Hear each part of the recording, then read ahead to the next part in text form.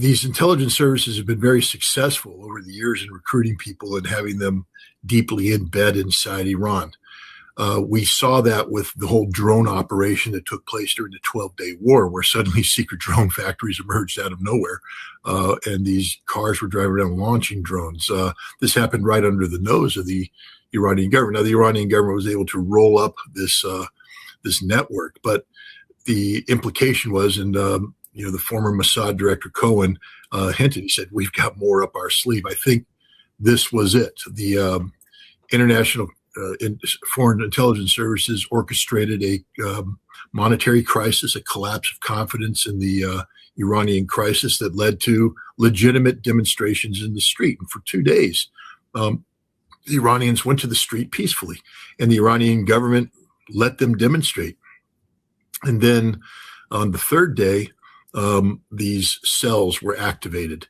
And this is where the violence began. The idea was to generate so much violence that they hijacked that the regime would be compelled to respond.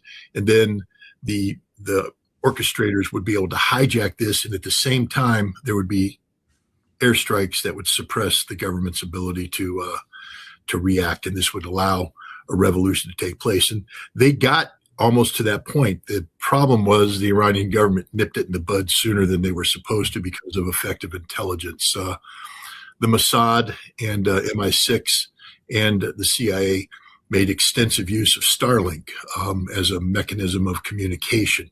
Why? Because it's outside of the Iranian internet infrastructure. The Iranians have put in a kill switch and have had a kill switch for some time in their internet where they could shut it down to fight the ability of these foreign-backed entities to communicate internally.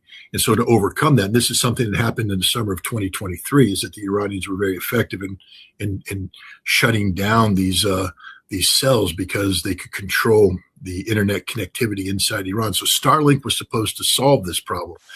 The trouble was that these same intelligence services have been using Starlink to extensively in Ukraine. Use it to guide drones, use it to communicate, to create communications on the front lines. When the Ukrainians went into Kursk in August of 2024, the connectivity they had, the real-time connectivity, was all powered through Starlink.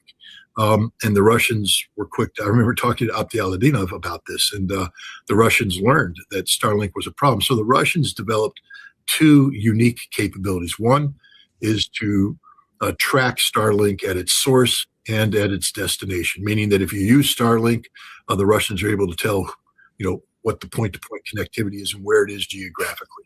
And then the second thing is to shut it down. They have a kill switch. They could knock it out. That's how they drop drones, because these drones are using Starlink and the Russians just kill it.